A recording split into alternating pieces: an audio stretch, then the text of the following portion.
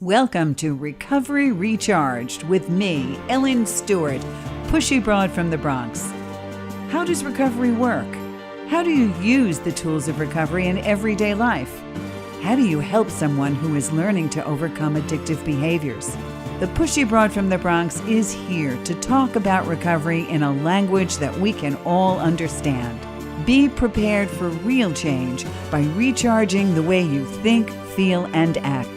It's time for Recovery Recharged with Ellen Stewart, pushy broad from the Bronx on TransformationTalkRadio.com.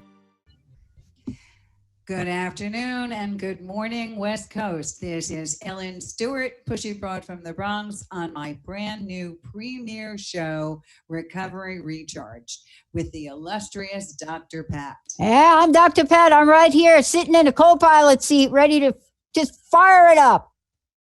Okay, we're ready to go.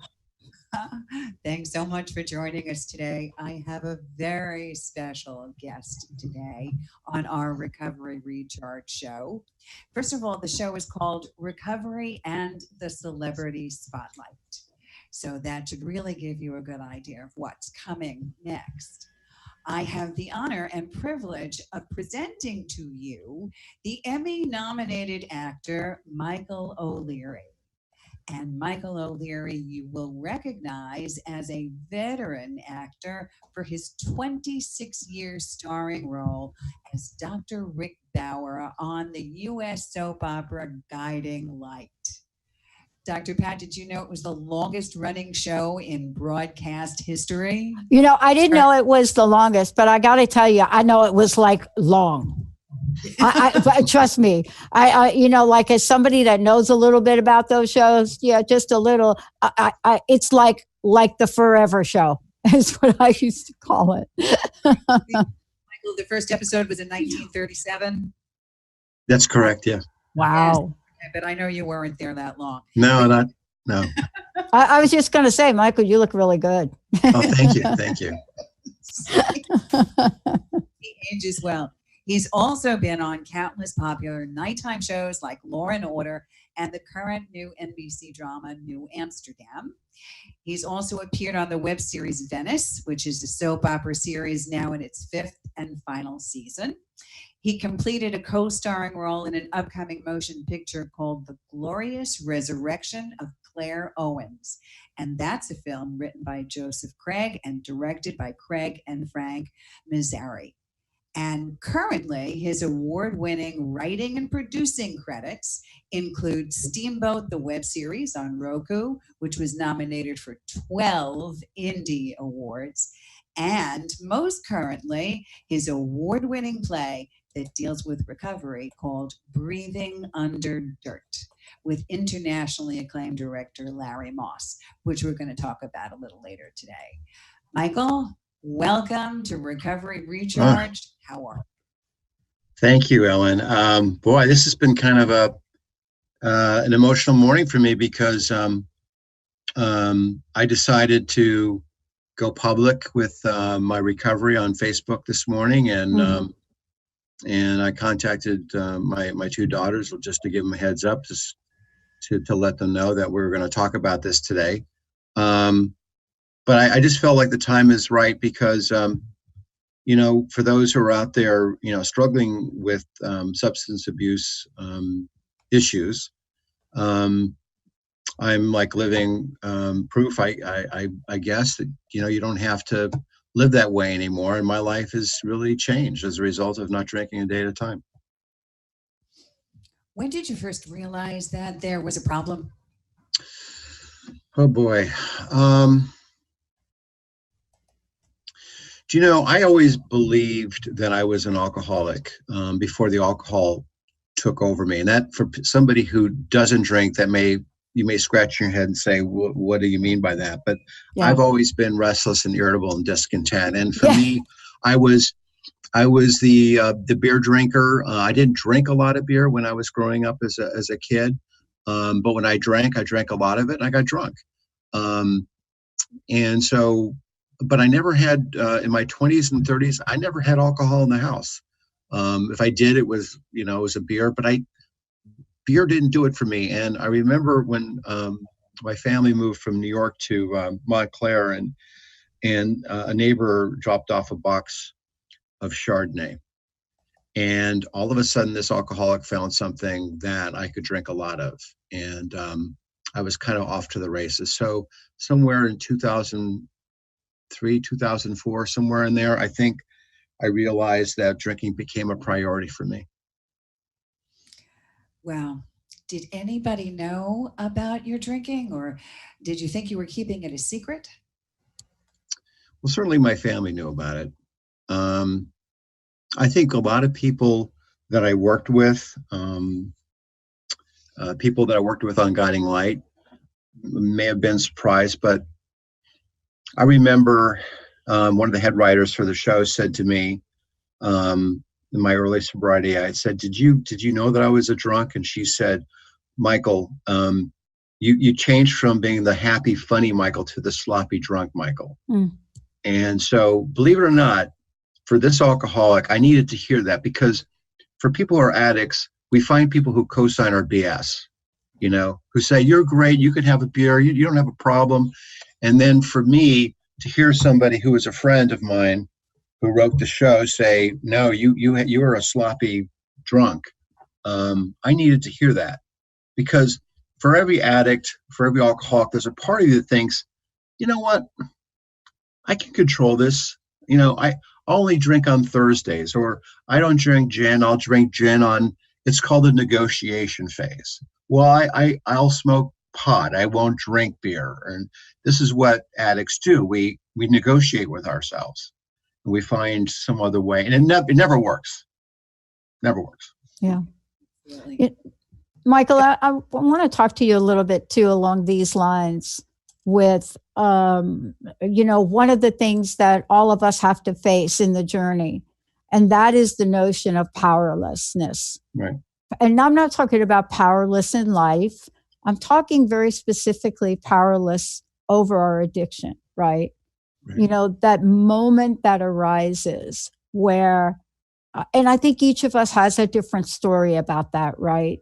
But there's a moment by which you are so far down the scale, people call it a bottom, that the only thing you could do is admit you're powerless. How did that happen for you? Did that happen for you in that way? Well, you raised, the first step of the 12 steps is I'm powerless over alcohol. My life has become unmanageable. So, and I'll include myself in this. I realized when I started to have a problem, I could say my life's unmanageable, but am I really powerless over alcohol? And that's why I think only 6 or 7% of people get sober, because for Americans, specifically Americans, who say that they're powerless over anything is an oxymoron. How can I be powerless over anything? It goes against everything that we are taught. We're ambitious. We're well educated. In fact, I will say this caveat: the smarter you are, the harder you will get to be sober. By the way, that's true. Okay. my minister who talked to me, he helped me with my early recovery. He said the two caveats, the two biggest impediments for people getting sober are people who are really, really smart and people who've got a lot of money. So for men, if you have your job and you're so-called functioning alcoholic, you can glide along until most men won't stop drinking until they lose their job, till they're in jail, until they lose everything. So back to your question, for me, when did I realize I was powerless? Just when it became a priority for me over everything, including my family. Yeah. There's 3 phases of drinking. It's fun with problems, and then it's just problems. Yeah. And so we understand that what am I doing at a bar at 4:30 in the afternoon? And you're looking across the bar and you're seeing 3 people drinking and go, what is that loser doing over there? And you're the same loser. You're doing the same thing. So my drinkings went from like 4:30 in the afternoon to 40, and all of a sudden it started going back in 15-minute increments. I didn't drink in the morning, but listen, everybody's drinking looks different, So the tendency for people who have drinking problems is, well, I'm not the guy with the brown bag under the bridge. That's right. That's what most high class alcoholics think. I'm not them. That's the biggest impediment sometimes, is people don't want to get sober because they picture alcoholics as being losers without a job, with the brown bag, with a whiskey underneath the bridge. Yeah. So to answer your question, is this all of a sudden it became my number one priority. Where am I going to drink on the weekends? Who am I going to hang out with? Who pours the best margarita? It was a mess. Yeah. Knowing the name of every label of every form of vodka or whatever your drink was that was ever created on the face of the earth. And then going on vacation at Disney World, and the first thing out of your mouth is you've just gotten off a plane and it's time for breakfast. And the first thing you ask is, where's the bar in Disneyland? Where can we go get a drink? And your horror is, there isn't one. Well, that's exactly right. Yeah, that's exactly right. There's two phases. There's the actual drinking itself, and then there's the fantasy of the drink, the planning, as you say, of the drink. Planning the drink. And so for alcoholics and addicts, there's the actual consumption of whatever it is, and then there's the fantasy of it. Who am I going to hang out with, on Friday? And so I had plenty of drinking buddies, and I couldn't wait. I love Mexican food, love it. But to me, Mexican wasn't Mexican until I had that frothy margarita with a salted glass margarita mix. It's all part of the fantasy. And so, margaritas, mine was the trifecta. It was tequila, vodka, and white wine. That was my devil's triangle. And the foods that went along with it.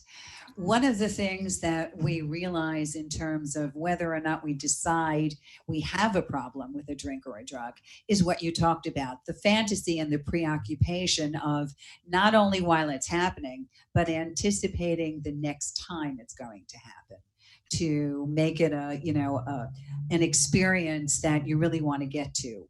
And that's something that you talked about. It's a very real thing. If you wake up in the morning thinking about what's going to happen at 5 o'clock and how quickly you're going to get to the bar, then you have a serious problem. So this particular problem seemed to affect your entire life.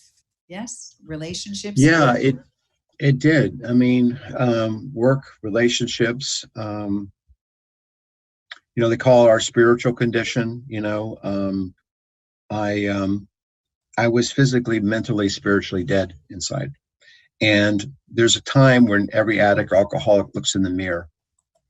And I just saw this sort of walking dead person. That's the depths of despair. They say the gates of hell, I think, for alcoholics, and why we commiserate. I guess it's not unlike, and I don't know if this is an accurate analogy, but a breast cancer survivor can talk to a breast cancer survivor. They get it. They understand. They've been through it. An alcoholic can relate to another alcoholic because the depths of despair, physical, emotional, spiritual despair, it's not just the depths of hell. You go in hell because it's the darkest place, and there seems to be no hope. And that's why the disease is cunning, baffling, powerful, because it wants to isolate you from the world. Addiction is an isolator. It wants you to take you away from relationships and connectivity to humanity. Yeah. Isn't this the great illusion as well? Because in the middle of our addiction, the great illusion is that it connects us. It gives us a false sense of value and a false sense of what true connection really is. And, I just want to say, and Owen, for you too, for those people that are listening, I must say that this truly is an act of courage. And there's a reason the three of us are here. And one of the reasons I know that I'm here is I have buried 3 siblings and a mom who committed suicide. And we have to be talking more Right. about the reality of this, as opposed to what celebrity happened to get a sober coach that he or she never uses. And I want to say to you, this is going to help so many people, right, Ellen? Isn't this why you're doing the show? This is exactly what the whole show is about. This is a show of no more secrets. It's all out in the open. What goes on, how we feel, and the hope that we do recover.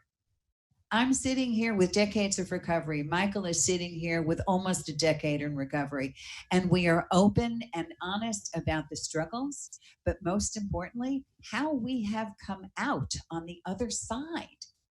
So it's not a secret for the whole world to see, and to see that there is hope about it, but we can't shove it under the rug, and we can't not talk about it. It must be open. Not only the pain and the depth of the, but the hope and the rise of recovery. And that's the most important thing. The people will say to me, "Oh, Michael, you got 7 years of sobriety. Congratulations. That's amazing." And I say to them, "No, my alcoholic, petulant, narcissistic child is in a timeout today." Yeah. So we call this thing, and it's called our ego. And I hear in the rooms, people will say, alcoholics are egomaniacs with inferiority complex. And it's really true. Our biggest enemy, I think, in sobriety is our ego. We want to run the show. We want to be the producer, director of our own life. And so back to Dr. Pat, your original question about this word surrender. So you go in and you say, okay, I don't know what this thing is, but if I can't have one glass, I can't have one glass of Chardonnay. I have to drink the whole bottle and then something else after that. I can't drink like a normal person. My brother-in-law has a peanut allergy. He can't have peanut butter. Okay, so I have an allergy to alcohol. I cannot pick up a glass of alcohol and drink normally. Now, my alcoholic self will say 6 months or a year from now, if I stop working my program, hey, I can have a wine spritzer. That wine it's got a spritzer in it. It's, that's the way we think. Yeah. So, right. And it's actually beginning to change the way you think, feel, and act that keeps our recovery and remission. Talking with you about your admitting that you were powerless, and then moving on, I guess, to the next step of, in the 12 steps, it says, came to believe that a power greater than ourselves could restore us to sanity. What does that mean to you, Michael? How did that apply to you? Wow. Well, I will tell you, and it's really true, that it takes a while. I remember looking at those steps on the wall, and I was 2 years in before I saw the word sanity. You're so beaten up. You're so jammed up. You're so full of shame. All these things are going on. You're hurting so bad that sometimes you're just showing up, and you're not hearing what everybody else is saying, but you're showing up. And I remember looking up and seeing that other step, restore us to sanity. So the opposite of sanity is insanity. And so that's what my life was. It was insane. I was doing insane things.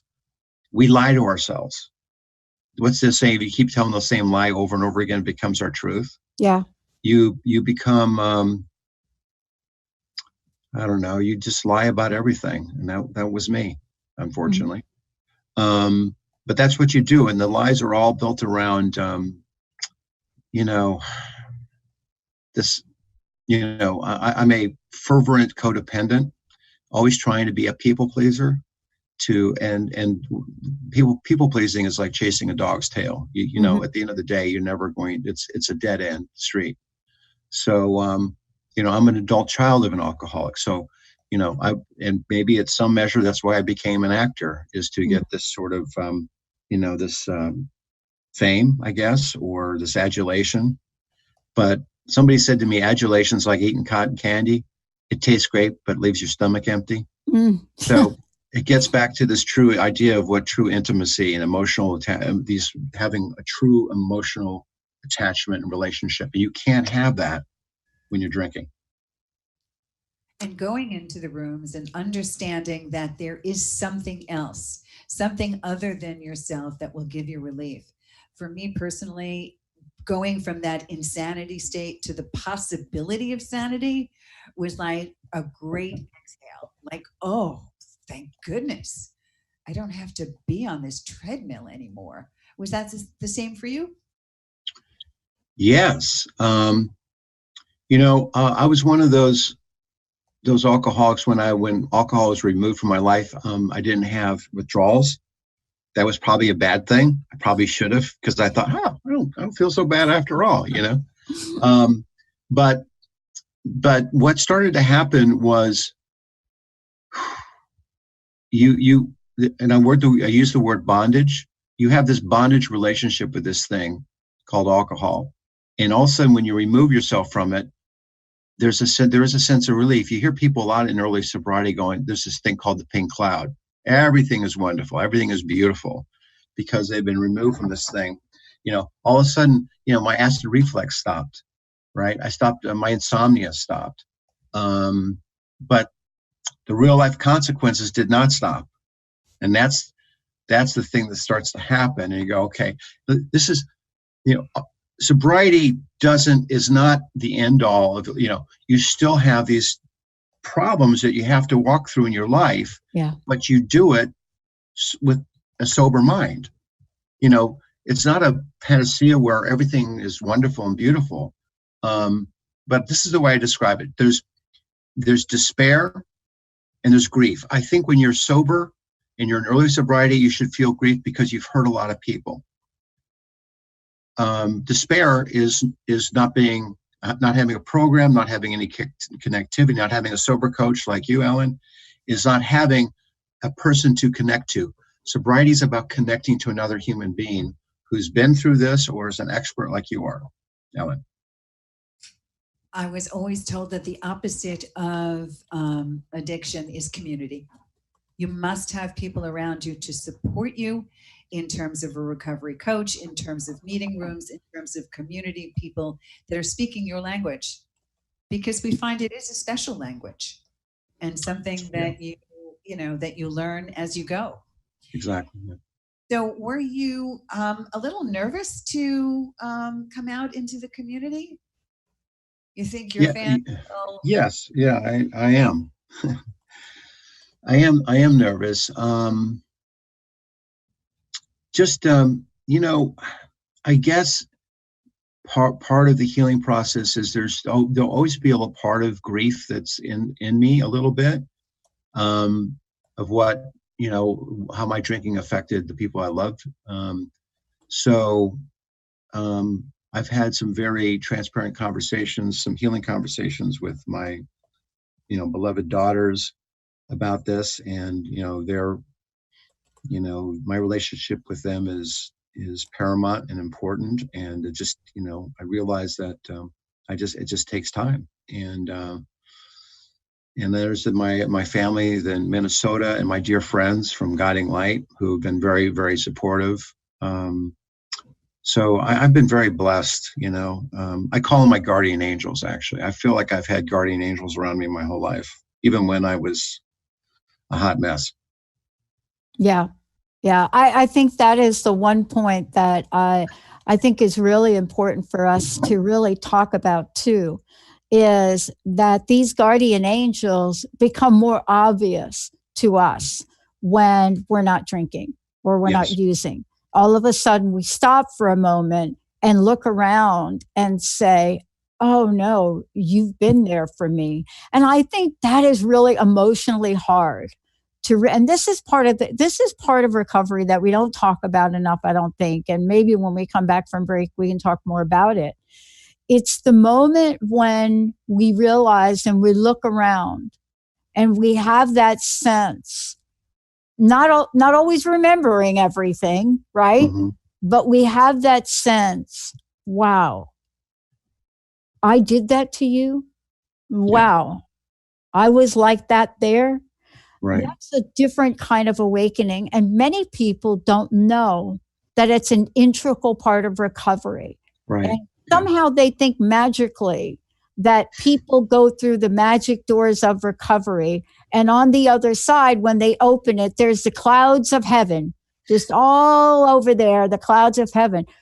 But what happens is we don't really talk enough about what happens to us as we change, both physically, emotionally, spiritually, and mentally, because that is what we do in recovery, isn't it? Isn't it, Ellen? Yeah. It's a full transformation. That's what it's all about. That's why Transformation Talk Radio is the perfect place to talk about recovery. Yep. It's mind, body, spirit. It is. Ellen, why don't we take a short break? But before we do, let's have folks have some information here about you and the work you do. And then, we'll go to a short break and come back and pick this up. Terrific. Follow me on pushybroadfromthebronx.com. You can book a recovery recharge phone call for me, especially during the holidays. Sometimes it's a very difficult time, a lot of partying, a lot of carrying on. Please look for me, pushybroadfromthebronx.com, or call my toll-free number, 800-889-1757. One of the things I want to do, Michael, how do we follow you on Facebook? Well, I have an Instagram and Facebook page. Okay. You could do a friend request. I think I'm Perfect. pretty close to max out on Facebook, but certainly Instagram would probably be the best way. All right. We're going to take a short break. When we come back, we're going to be looking at what does this mean? How do we get from that place, that moment where we've seen ourselves in a mirror, the realization of that point of surrender, that admission that some level of help is needed and it's not me. What do we do then? Is it possible to go from that place, those places that you don't want to think about some days, but you must face? Is it possible to come out the other side and truly step in to the brilliance of recovery? I'm going to let Ellen talk about that. And Michael, when we come back, everybody, let's take a short break. We'll be right back. Welcome back, everybody. This is Recovery Recharge. I get to do this fabulous show with the most amazing Ellen Stewart, Pushy Broad from the Bronx. Today, Michael O'Leary is our very special guest. Ellen, before we dive back into this, I want to be very clear about the work that you do to help people, both folks in recovery and their families. Could you again say something about that and let folks know how to get a hold of you?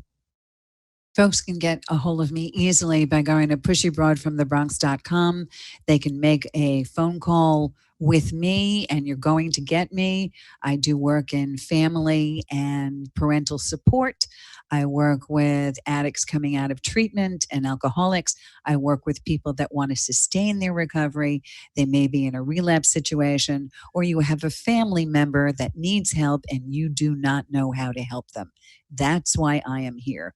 Go to the website or call me toll free, 800-889-1757. I'm here for you. The Pushy Broad is here. Thank you for saying that, because people, here's the thing I want to say about Ellen's work. You might even know what the question is that you're seeking an answer to. Families, friends don't know. They don't know what the questions are. Folks in recovery sometimes don't know. It could be something as a matter of you're getting ready to the holidays. You don't know how to get through it. And the reason I want to mention this, and Michael, I think it's great for you to talk about it, is this is a time when you are in recovery or you're with others in recovery. You don't know what you don't know. And that's why you call somebody like Ellen, because you've got to have somebody to work with on this. This is not a solo journey. I'd like to hear what both of you all have to say about that. Michael? No, not at all. I mean, I have a sponsor. Listen, this is the holidays, and this is a difficult time for any person in recovery. And so, I would call Ellen or my sponsor, and you make a phone call before you go out to an event with alcohol, and you call afterwards. You have a plan. You cannot be in recovery and not have a plan. You have to have a sponsor. You have to have a recovery coach. You have to have a plan. I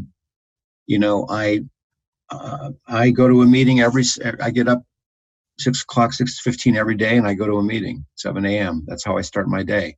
If I'm going to listen, I've been around a lot of alcohol recently that's been around, and I'll just remove myself. I'll just walk away if I feel uncomfortable. Now, I don't feel like drinking today, but at the same time, it's like I say, if you go to a barber enough times, you're going to get a haircut. So I just don't I don't hang out at bars. If I'm with a friend, I'll go to a bar. But I'm very, very careful. For example, I'm going to give you this one story. I'm going to a meeting about 2 months ago, and I'm driving along, and I hear this commercial for Heineken Zero, and I go, "Wow, Heineken Zero!" And they go, "You could drink this in the car and not get arrested by a police officer because there's zero alcohol in this." So what does this alcoholic do? I pull off to the side of the road and I start Googling Heineken Zero. I can have a beer again. No, Michael, I can't have a virgin mark. I can't have a fake beer. That's going down. You see how I'm talking about? This is how we think. So, you constantly have to be vigilant. And that's why, Ellen has been such a blessing to me. Ellen talks in what I call beautiful shorthand. You can go to a therapist for an hour, spend $1 zillion. I go to Ellen and she'll talk to me in like 10 minutes. I'm off the phone. I go, she just gave me the answer. Sobriety is shorthand. Sobriety is like usually 2 sentences. And a lot of times I heard from my sponsor, "Don't do that, Michael. Don't send that email. Don't do that, Michael." 99% of what I didn't do was the best thing I did do during my early sobriety. Exactly. Yeah. And being a pushy broad, that's kind of the method I work with. That, right? That part cheerleader, you can do it, and drill sergeant, but don't do it. Just all of that at the same time. Right. So tell us a little bit about the kinds of change you've made, well beyond just not picking up the drink or the drug. Yeah. Well, what do addicts, alcoholics do when they do get in recovery? You find another fix. And for me, it was food. So I went from 215 pounds to 260 pounds because I found a new thing to try to fill that hole inside of me. And I've lost, with the help of my fiance, I've lost 45 pounds because I had to have, like, Michael, you were just replacing one thing with the other thing. And for some, it's tobacco or whatever, gambling or perfectionism. This is not just about alcohol. It's about, what are you in bondage to? Is it about perfectionism, being right? Is it exercise? Is it gambling? So anybody's listening, gaming, right?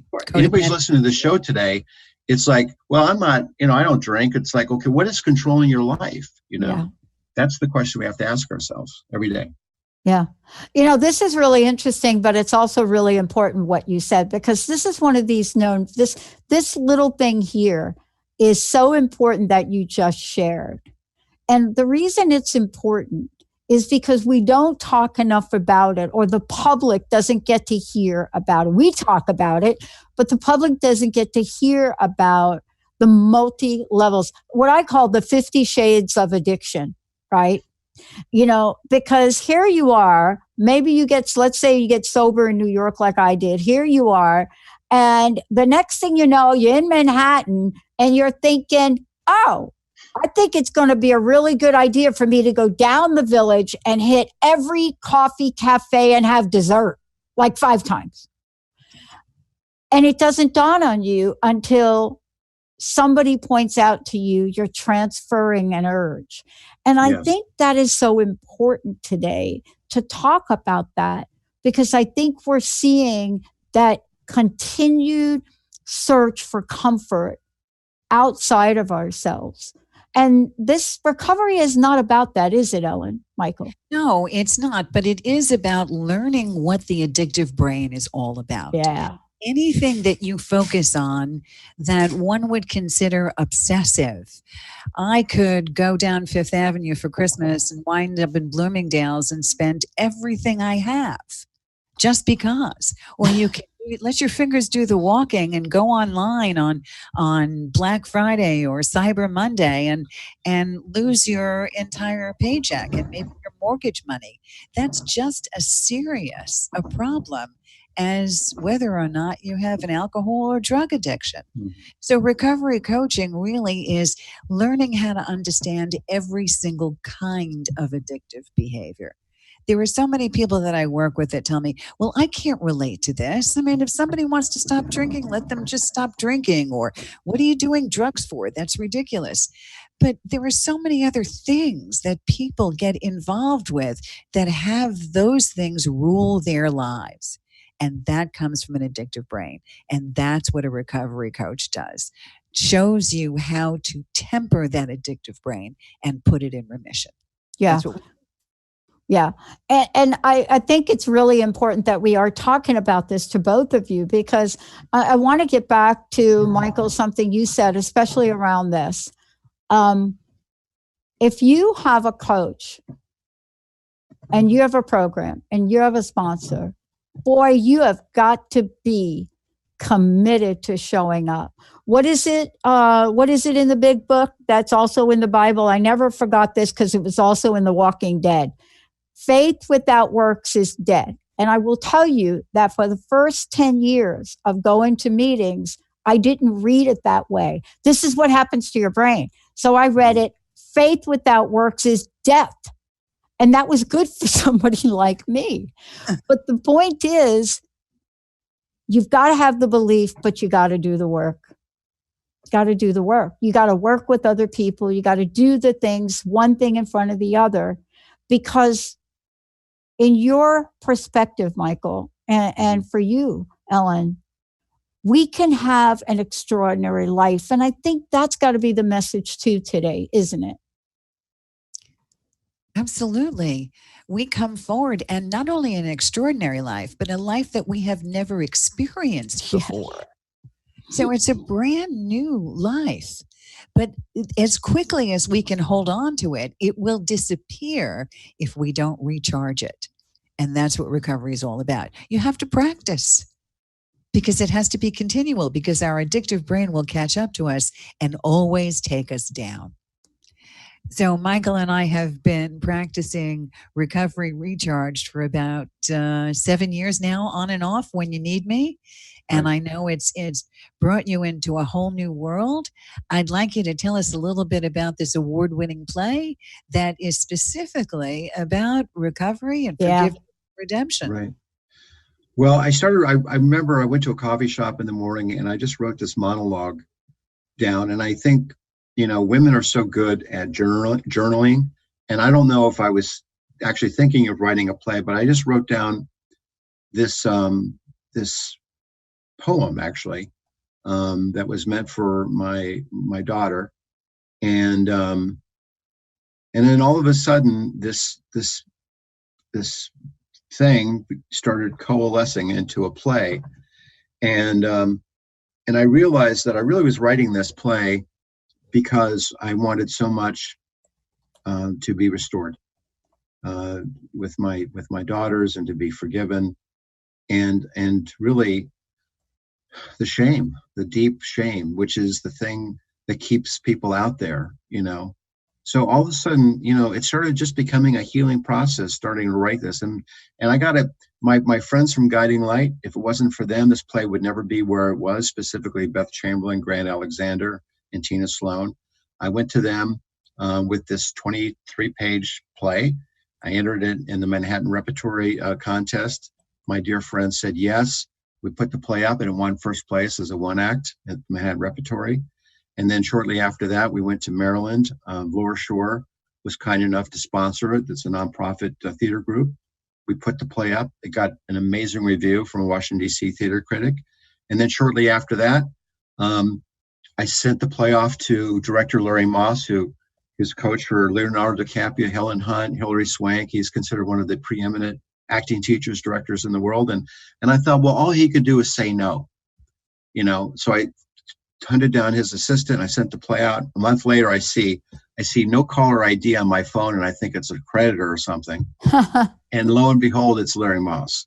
And Larry said, I read your play. It's beautiful. How can I be a part of it? And lo and behold, 2 years later, working with Larry, we workshopped it. And about a month ago, he says it's ready. And actually, I'm talking to him at 4:00 today to see what the next steps are. Mm. So the name of the play is really about, and it's called Breathing Under Dirt because in the play, the protagonist receives forgiveness from her mother, and she passes. And the burden of guilt and shame and forgiveness was lifted from her in life.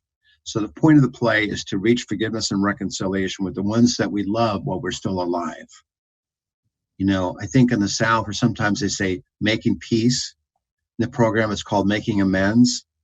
But it's all about that process. And somebody like Ella, you have to kind of get some sobriety under your belt before that process actually happens, because no one wants to hear, I'm sorry, when you've hurt them so badly. No. You're sorry. You make your amend by not drinking a day at a time. That's how you get people to trust you again. So that's a snapshot of the play. And I'm just very grateful that, you know, we have a chance to be produced in New York. Oh, it's exciting. Yeah. It's very exciting. But, you know, also, too, your creative juices have returned in many ways. You know, your fortitude, your stamina, the ability to get things done, which sometimes is so difficult when you're under the influence. No matter how much one thinks they're a functioning alcoholic or a functioning addict or a functioning human being. But all of this was returned to you in so many ways. And on a personal level, how are your relationships now, Michael? Great. I mean, great. When I say great, they're improved. It's a process. I'm engaged to be married to this absolutely lovely lady who I met about a year and a half ago. Actually, I'm in my soon-to-be stepson's room here upstairs. So my relationships are amazing. My relationships with my friends are amazing. You know, I've made amends to them. You know, life is so rich. Like, how do you describe sobriety? Sobriety, it's like somebody says, you can taste food. The colors are brighter. You could sit still and be still and know that I am God. Mm-hmm. I can be still and people say, what are you thinking about? I'm not thinking about anything. I have actually I have peace between my two ears now, you know, because I've done the work that the program asked me to do. So, you know, sobriety is awesome. It's my top priority. And, you know, drunks are selfish, but the irony about sobriety is you have to be selfish to keep it. You have to keep doing it or you lose it. Yeah.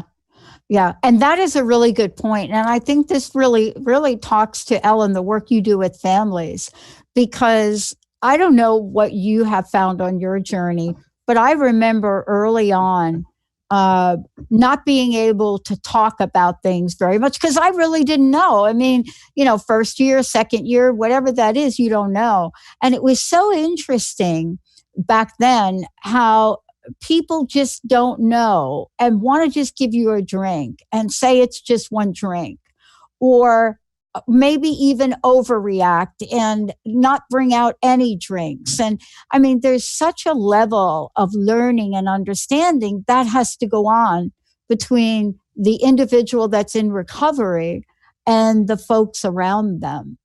But in the end, what you're talking about is what the three of us are talking about. There is a rainbow with a pot of gold. There really is. There is, and it's a really good thing. We do develop a language, though, like Dr. Pat is saying, like Michael is saying, and it's extremely important that the people around us learn that language and they can identify with it.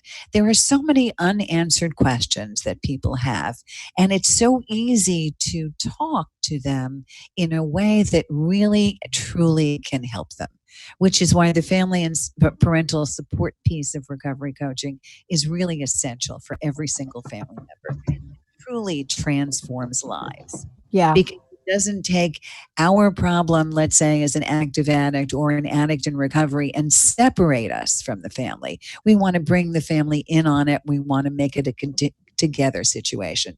And not only that, but it helps rebuild relationships between family members. Yeah. And it's the greatest gift of all. Yeah. Because there's always a rift. Yeah. I remember the first time I ever refused to go to a wedding, like a big wedding. And it was way number of years ago. But it was something that for me, it would have been the kiss of death for me because I was wedding crazy. I was almost like the Wedding Crasher movie, right?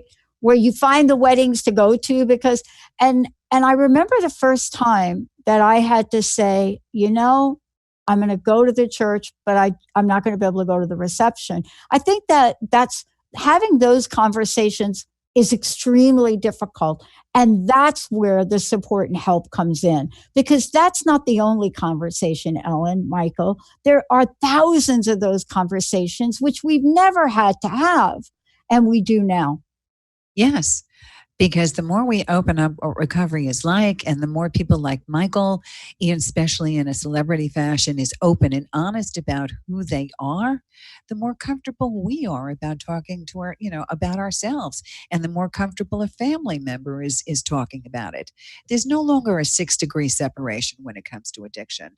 Like Michael was saying in the beginning, there's no longer just imagining this Bowery bum with a bottle of alcohol, or this with a needle in his arm down in the dregs of New York City. Right. Transforms. It transcends race, color, creed, gender, whatever. Right. I think I read something just the other day that 1 out of 6 of people under 30 years old are addicts. 1 out of 6. That's a lot. No, I think I read that too. Yeah, I think I read something like that too. That's a number we should say again. You read 1 out of 6. I think I read 1 out of 5, but you read 1 out of 6, Michael. Yeah. So you're talking about, nearly, 15-20% of our population of under 30 are addicted to something. Yeah. And that's stunning. It's no longer this 9%. And we're, it's going up. And now we have the vaping, and it's just, which I think is just criminal. Oh my gosh. That kids are exposed to this type of stuff and they're dying, and somehow this stuff is propagated, to our young people. So, but isn't that why we're doing this show? I mean, isn't that one of the reasons why, Ellen, you're doing this show? This is something where you said we've got to talk about it. And Michael, for you to come on today and talk about it, and for me to talk about it, for the three of us to talk about it.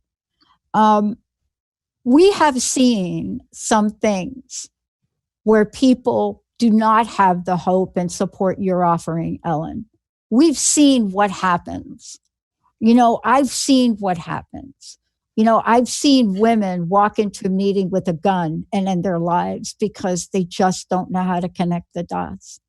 And I'm not sure, Ellen, I know you've been doing this a long time, but I'm not sure that how valuable what you do really is right now, and the way you do it.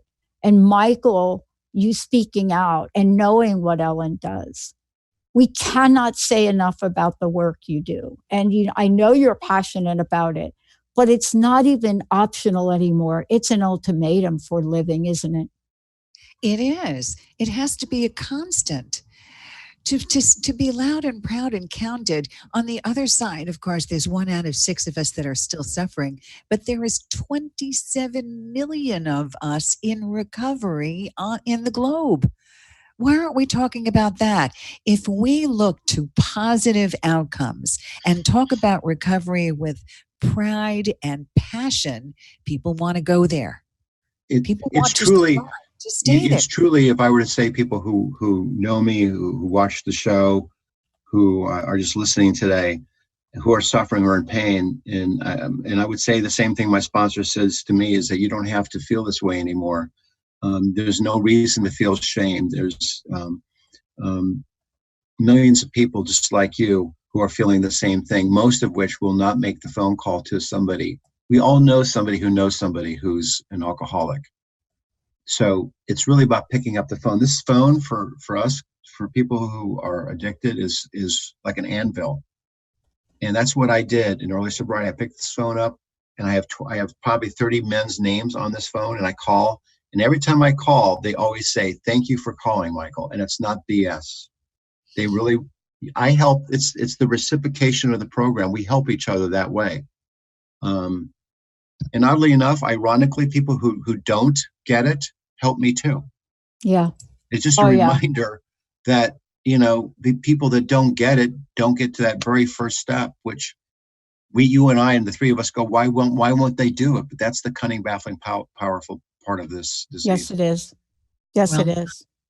Yes, there is. And now there is wonderful help available. And I cannot thank you enough, Michael, for Thank you, Michael. sharing with us today and for working a strong program with me over the years and sustaining a wonderful life in recovery. And congratulations on all of your successes and accomplishments. And I know continuing to recharge your recovery, those things will continue one day at a time. And Pat, thank you, Dr. Pat, for providing this vehicle for people. This is a very important thing. Yeah. There's not enough of these type of shows out there that I'm even aware of. So this is a very important, thing that you're doing. In the spirit of somebody that helped me, was sort of an outcast, somebody that had to step away, that decided to talk about this on television, that became iconic for me in my journey, Marty Mann. And what we can learn from Marty is that these conversations, we must have them so people can hear them now. And I think that's what we're doing. I want to thank you for doing that, Ellen, for you to do that. Please provide information one more time. Thank you so much. Thank you, everyone. This is Ellen Stewart, Pushy Broad from the Bronx. I am an empowerment coach and a recovery coach. I want to hear from you. Please go to pushybroadfromthebronx.com. Call me toll free at 800-889-1757. I am there to help you. I'm there to help families get your recovery recharged with Pushy Broad from the Bronx. Thank you. Michael, thank you so much. Thank you. Thanks, Dr. Pat. Yep. Thank you, Benny. Thank you, Nate. And most importantly, all of you. You're the best audience in the world. We'll see you next time. Thank you all. Bye. You've been listening to Recovery Recharged with certified life and recovery coach Ellen Stewart, Pushy Broad from the Bronx.